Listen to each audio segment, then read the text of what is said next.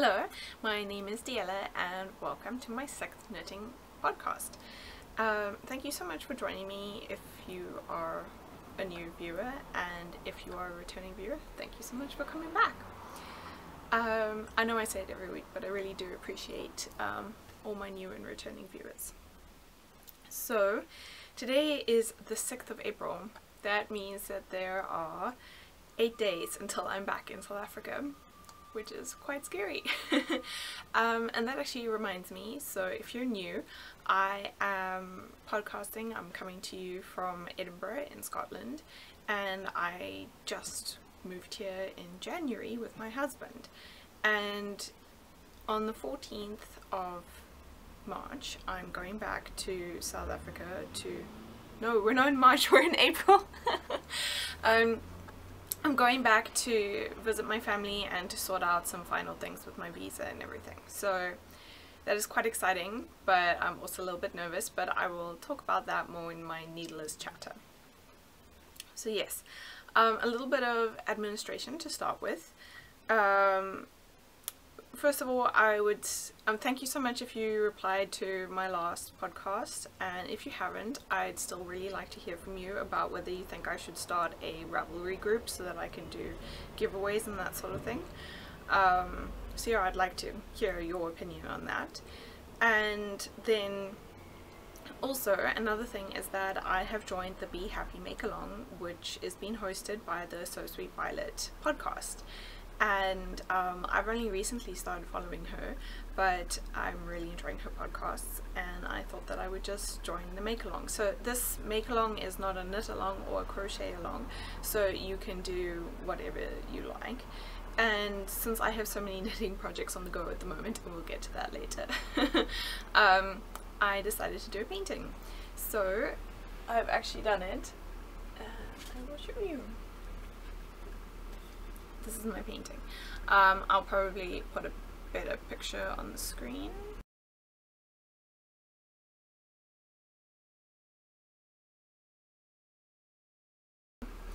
Yeah, so this is my painting, and I actually really enjoyed doing it. I haven't got into paintings like this for a long time, and once I started that painting, I just couldn't stop.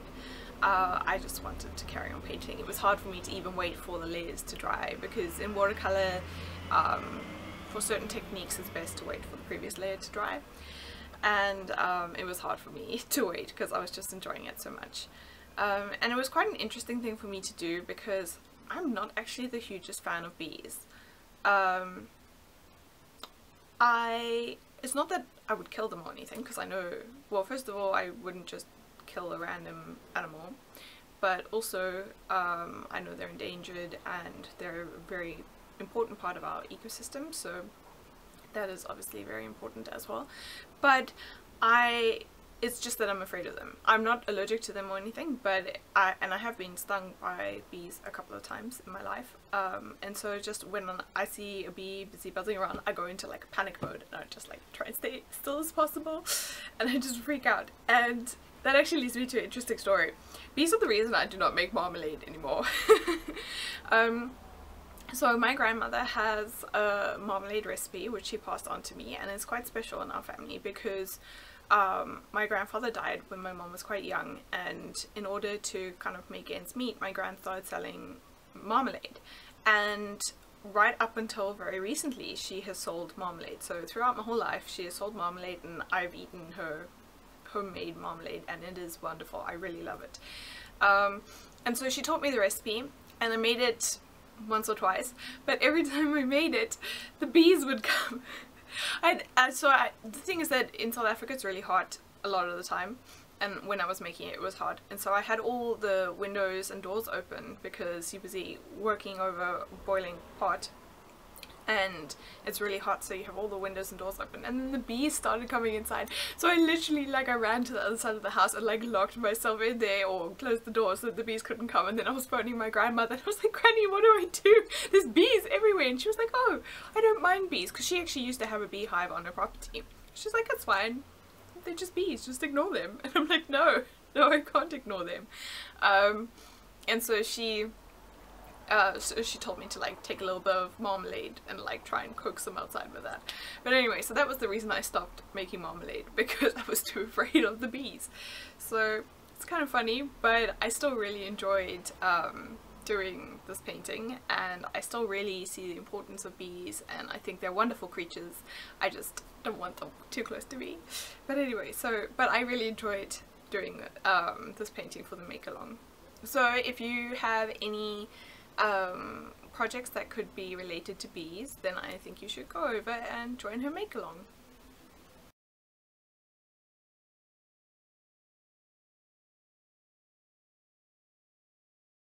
Okay, I'm back again quickly to say that I forgot I wanted to give a little shout out to Hooked on Inkblobs.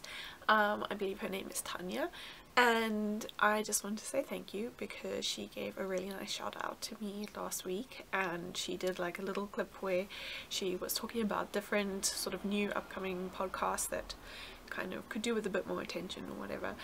And so I just wanted to return the favor and tell you about her podcast. So she's a really, really interesting person, and she does really cool knitting podcasts. And she also has a really cute dog called Nano. Nano is so cute. So I really think you should go check her out, and you will get to see she does some knitting and some crochet. So it's really cool. So thank you very much for mentioning my podcast, and yeah, thank you. Also, I decided the knitting group of ladies who are, well, the group of ladies who I was going to teach to knit, they keep like their time schedules clash and stuff, so we just decided that me and my friend, I was going to teach her to knit, and that when the other ladies could join, we'd just make a plan and they could join. So I did teach her on Saturday how to knit, and the funniest thing came out of it. So I've actually made, I will put a link in my show notes, I've made a little thing, because I do upload my art to Redbubble, and yeah, so we made a thing. So I don't know if you know, there's a song, but it goes no, I'm really terrible at this. It goes watch me whip, whip, now watch me nay nay. Okay, and I'm not going to play the song because I think that'll be copyright and stuff, but anyway, so somehow it came out of that we got watch me knit, knit, now watch me crochet. So yeah, because I also taught her to crochet, so she's crocheting and knitting. Cool. Yeah, that's it from me for the quick interlude back into my own podcast. I'm interrupting myself, so let's not interrupt anymore. Yes, so kind of doing things backwards now. Where you can find me, I'm on Ravelry as NeedleAddict, and you can find my show notes in the description. There's a link to my show notes in the description box below, otherwise they're on my WordPress. And then also you can find me on Instagram as xubex. So for my finished objects, I do not actually have any finished objects this week, and I don't know, it's very strange for me to not have any finished objects. I feel like I should have finished objects, and that's the bad thing, that I don't have finished objects, but I don't. So yeah, so we're gonna move on to whips, and strangely enough I have 3 whips. That's probably why I don't have any finished objects. It's weird for me to have 3 whips. I'm like, what is going on? But basically my first whip, which I will show you, is the shawl for my mother-in-law. So, oops, getting tangled and everything. Okay, so I'm a bit tangled here, sorry. Oops. Okay, so this is the shawl, and it has grown a lot since you last saw it. I can't really stretch it all out, but there it is. So this little beaded progress keeper is where I was last time I showed it to you, so I've done all this, so I think that's pretty good progress.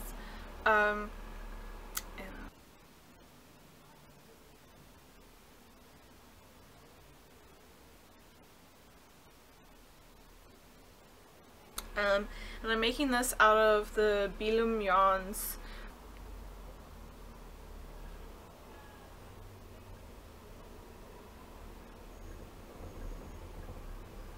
in their Sip Sip range, and I will put a link to their Etsy shop in my show notes. And it unfortunately doesn't have a colorway, and I am still kind of wishing I knew how it looked in the stocking knit stitch. But my mother's, the yarn I've selected for my mother's shawl is also Belum yarns and Sip Sip. It's just a different colorway. So I've been chatting with her, and she said that I should try and find a shawl pattern that kind of changes between garter stitch and stocking knit, so that when I'm doing my longest rows and I would have to purl, I'm actually doing garter stitch then, but then there's still like some blocks of stocking knit in the earlier rows where it's easier, don't have such long purl rows, which I think is a brilliant idea, because then I can kind of see how both come out. But I'm really enjoying knitting this. And it's pretty, I mean, it's all garter stitch, so it's pretty easy going, except for you got to remember there's like some extra things you got to do in the middle here every couple of rows. But overall, I'm really enjoying it.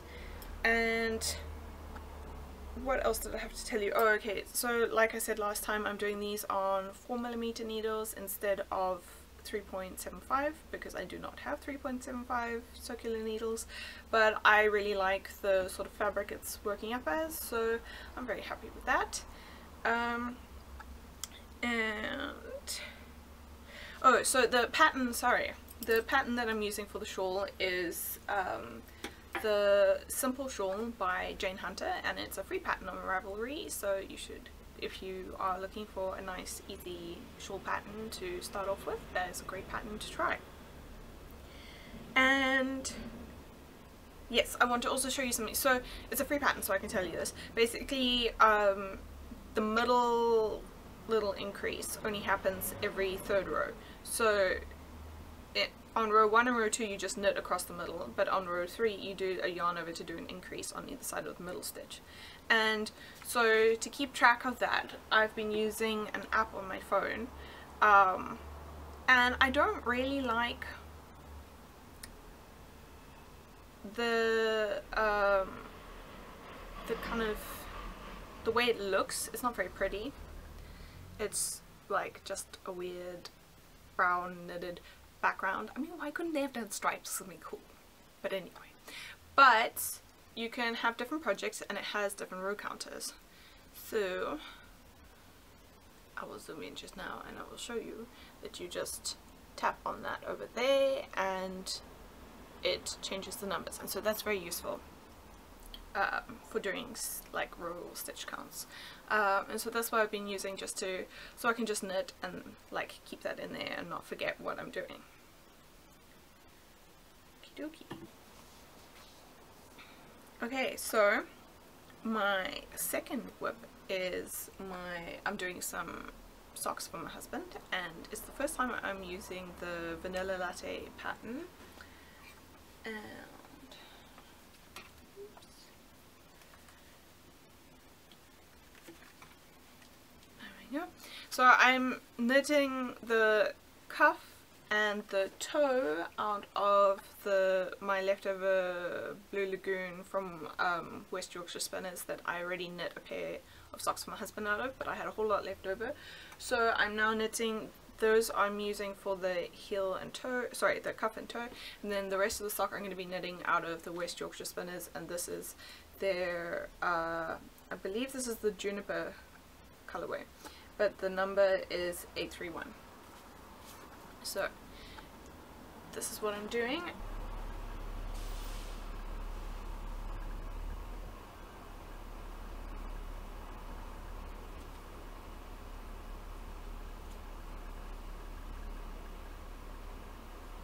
And so far I'm really liking how it's working out.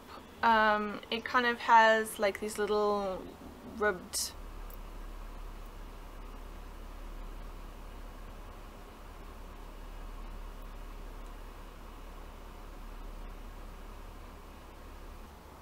things going on, and it's really cute, and it's quite an easy pattern, but it's nice to give to a sort of plain colored sock. It's nice to give it like a little bit of extra interest. and I kind of failed a bit on this cuff. I started off doing, as the pattern suggested, a 1x1 twisted rib, and that was working fine until at some point I got too comfortable with it, and next thing I knew I looked and I'd already knitted a couple of rows in just 1x1 rib. Stop twisting. I don't know how that happened, it just did. So I am probably gonna knit, when I knit the second sock, I'm probably gonna knit that in just a plain 1x1 rib because that just seems more natural for me. And that's another interesting thing about these socks, is that I'm not knitting them concurrently, I'm just knitting one at a time, so keeping my fingers crossed that I don't get any second sock syndrome. Yeah, so the reason I cast these on was actually because I'm sorry, the sun is coming and going and changing light, but anyway, I hope that's not too distracting. The reason I cast these on was because I was working on the shawl and I just finished my last pair of socks, and I think we went out to a pub or something, and I was just sitting there and I was like, my hands, I need something to do, I can't just sit here and not do anything. So, and then it happened a couple of times at home as well, where I was like, I'm chatting to people, we got people over, and it's just too much concentration that I can't do the shawl. Because then I did try doing the shawl, but I kept forgetting like which row I was on and like when I was supposed to be increasing or decreasing. And if I put like, I've got like little, I don't think they're on this row, but I usually have like little stitch counters, whatever, that I slip on, and stitch markers, sorry. I have stitch markers that I have, and then I've got to keep slipping them on and off depending on like which row I'm on, and that was just being way too distracting while I was trying to chat to people. So I was like, I need a sock. I need to cast on a sock. So this is the sock. And yeah, I think that's pretty much it for this sock. Yeah, that is it for this sock. But strangely enough, I have another sock. This is very unusual for me.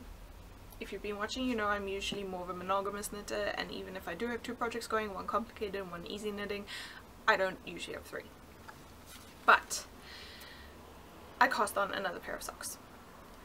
And this was because because I'm going to South Africa soon, my mother wanted me to bring some yarn back, but she wanted it for like a kind of top that you would wear like against your skin, and she wanted the Drops Fable.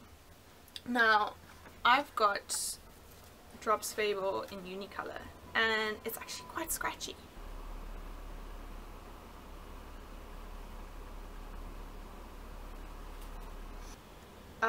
It's not super duper scratchy, but it is a bit scratchy. So I was saying to my mum, I'm not sure if that's a good idea. And then she was like, oh, well, is it too rough for socks? So I was like, I actually haven't knit a pair of Drops Fable socks. So I had this Drops Fable print. It's the Berry Dreams colorway, which is also color 330.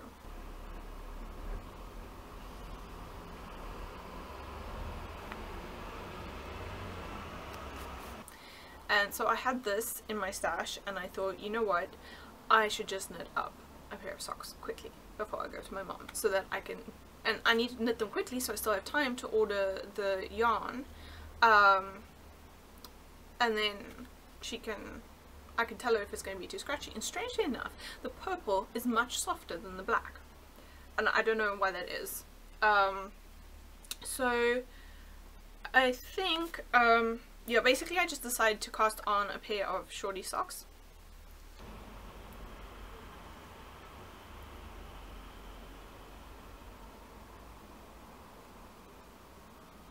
So, as you can see, they start off, I'm actually using the pattern Roasty Rollers, and just instead of doing the normal stockinette rolly top part, I just did the ribbed part because I just prefer a ribbed sock. And so this is in the black, obviously, and it's still like, it's not unbearably scratchy, it's just a little bit harsh. I wouldn't wear this against like as a top. But then I started using the purple for the heel, flap and gusset, and It's great. It's super soft. Like, I think you could actually wear a top out of this. So yeah, there's the reason I cast these on almost as like a test knit.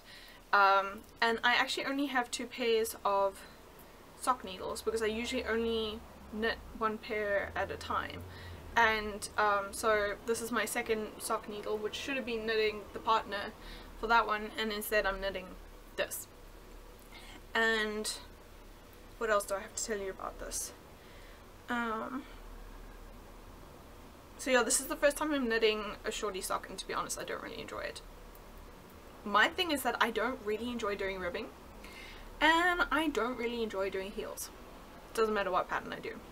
But usually I get through the ribbing and then I'm like, yes, I have a whole lot of just plain knit to do, and I knit, knit, knit, knit, knit, and I really enjoy it.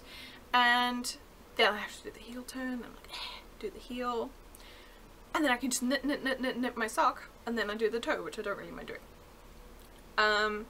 Problem with shorty socks is you knit all the ribbing and you're like, yeah, I can knit, oh no, I'm doing the heel now. Great. So as nice as it is that it goes much quicker, I just don't enjoy it as much. I honestly would prefer knitting a full length sock. But anyway, I needed to be quick so I could let my mom know how it was, and so far so good. What else can I say about these? Oh, I also have a bit of like going straight from the rib until the gusset. When I picked up my stitches, I found like there was more tension across my needles and it was harder. I don't know, it could just be my imagination, but I just think there's less give when you usually have like that whole sock leg. It's got more maneuverability, whereas it just feels like it doesn't have as much give now. Other than that, it's going pretty well. And as usual, I don't like knitting so many things at once. Now I'm just like, I don't know what I should be knitting on. I kind of know I should be knitting on the shawl because that's a present for someone when I go back. The purple socks, I've knit enough of them that I know it's soft enough, and like I've spoken to my mom about it and that's fine. And the vanilla latte socks are fine. Like, I don't have to finish them until I come back because my husband's got lots of pairs of socks for me and they're not like a gift for when I'm going across, so that's fine. So that is pretty much it for my WIPs, my works in progress, and it's quite nice doing different projects that I haven't done before. Like the vanilla latte socks was the first time I'm doing that pattern, and doing the shorty socks is the first time I've done that pattern, because while I've been knitting gifts for people, I've just been knitting like a standard vanilla sock. And I've just been coming up with so many ideas. Like, I want to try the Mercury socks. I mean, watching podcasts, I've heard so many things. I want to try the Mercury socks. I want to try the Hermione's Everyday socks.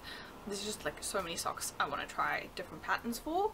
And then even mittens as well. I want to try some color work mittens and just plain mittens. And there's so much. And I'm going to hopefully knit a cabled scarf for my husband. And there's just so many new things that I haven't done before that I just can't wait to start doing.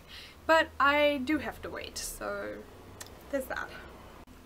Okay, for my stash, I don't actually have anything for knitting, sewing or crochet. I didn't buy anything new, but I did actually buy some beading thread. I ordered it and I got this, and so I just have the white beading thread now, so I have a white and a black, because it's best to try and use a color that matches with the bead you're using. And at the moment I haven't done that much beading. I don't want to splurge out and buy every colour of the rainbow, so I thought having a light colour for the lighter beads and a dark colour for the darker beads, that will be good enough for me for now. As you can see here, I have just started, well, I made a little clef note, oops, there we go. I made a little clef note thingy, oops, from a pattern, and because I've used the black with the brown beads, it's not that noticeable. But obviously up until now, before I had the white, I couldn't use the pink beads on the outside because the black would be very noticeable in the pink, and so that's why I got the white. I actually do have a crochet whip, no, not whip, finished object to show you. Last Friday I decided I was busy struggling to upload the last podcast, and so I decided to crochet my father-in-law's scarf. So here it is. Oops.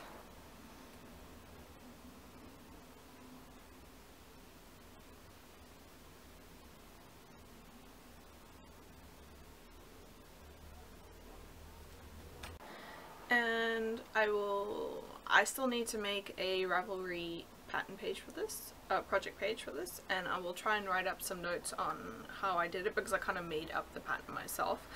And I'm very happy with how it turned out. It is a little bit scratchy. It's very strange. I used this, for this project, I used the SMC Select Extra Soft Merino and Alpaca, and when I hold the ball, I'm like, oh, it's so soft. But while I was working with it, I was like, oh, this is getting a bit scratchy. And when I put this on my neck, it is pretty scratchy. But, so I don't know why it feels so soft in the ball, and then when you put it on, it feels scratchy. So I will see how my father-in-law feels about it, ask him to wear it a little bit and see if he finds it scratchy. I mean, he does have a bit of a beard going, so that might also help make it not too scratchy. Otherwise, when I'm in South Africa, I will just sew it a lining.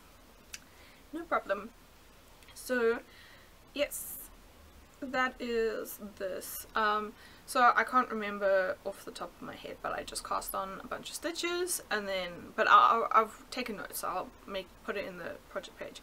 And then I just did okay, I only know the American sizes. I really need to learn the British sizes since I'm living in the UK. But I did a half double crochet into my starting chain. And if you are a crocheter, you know, when you do your chain, it almost has like 3 little sides. So you have to go into like the back one, not the normal 2 top loops. If you go into the back one, it makes the edging much better. Like, you don't have that weird gappiness that you often get when you work into your chain.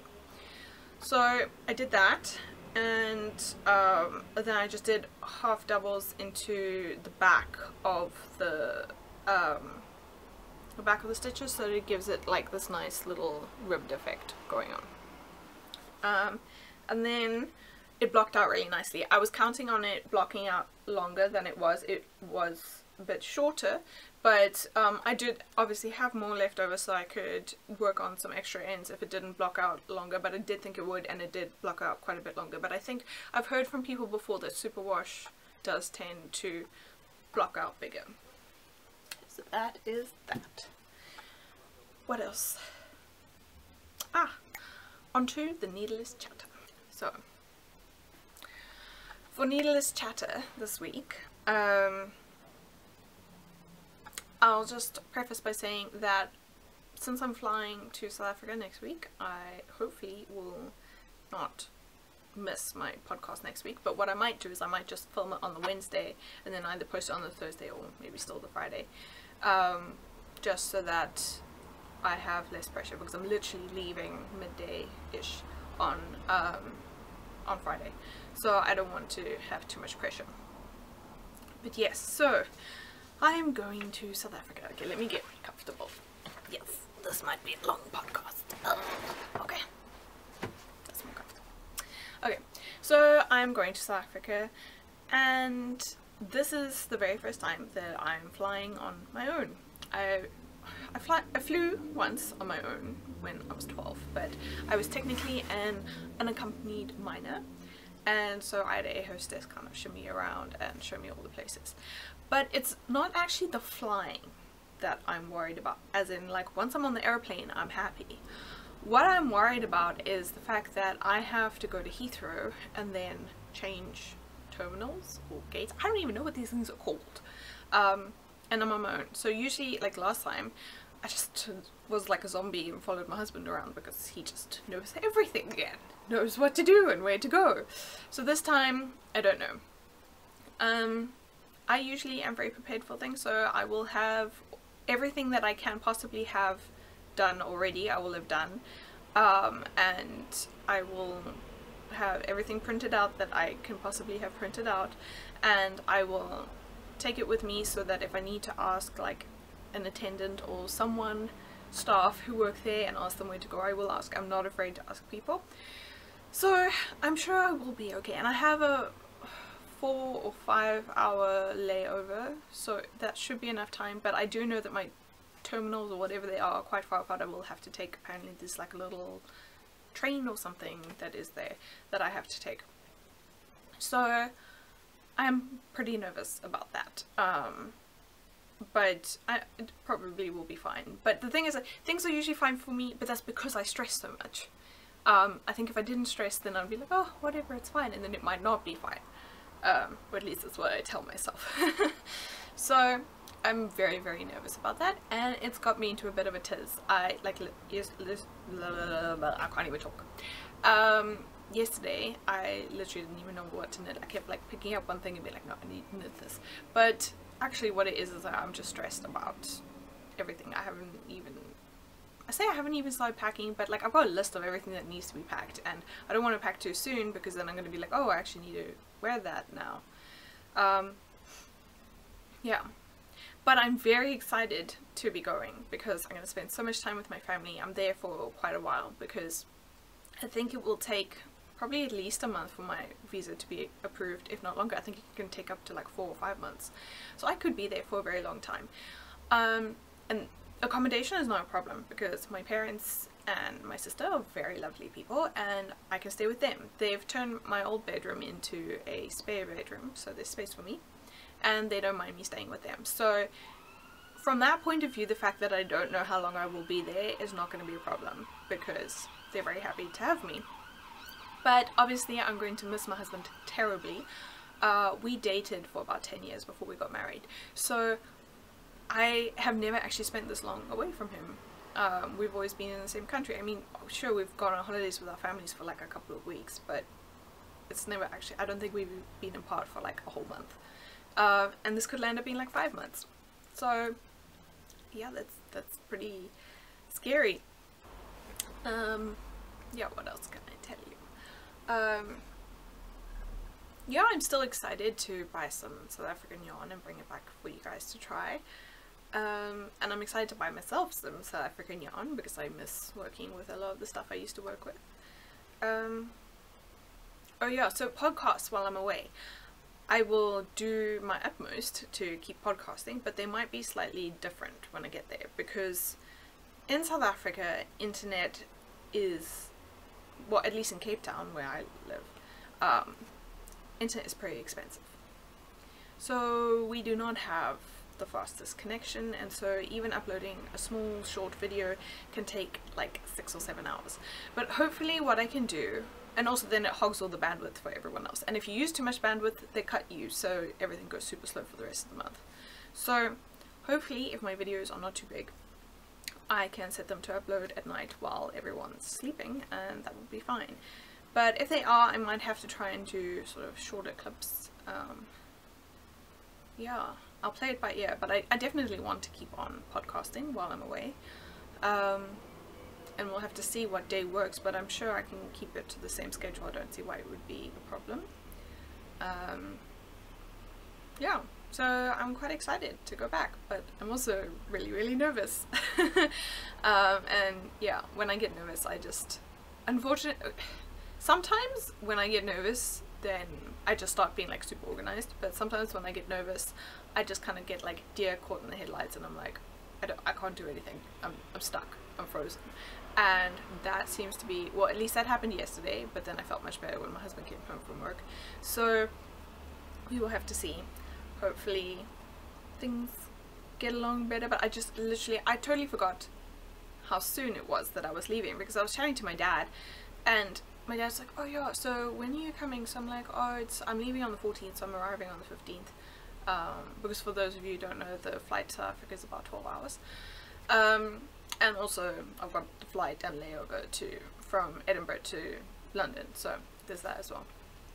And so my dad was like, oh okay, so it's next week. So I was like, no, it's 2 weeks time. My dad's like, no, it's next week. And I'm like, what? So it kind of was 2 weeks time, because when we were talking it was like 10 days, so okay, that's not 2 weeks, but it was like kind of like not this week but the next week. But then I just like suddenly realized how soon it was, and I just like started, that's when I started freaking out. Thanks, Dad, you're the reason I'm freaking out. But yeah, So I think that's it. So I'm going to leave you with a joke from Koo, my co-podcaster. And so other than that, thank you very much for watching, and if you have any comments, questions or suggestions, please let me know. Bye bye.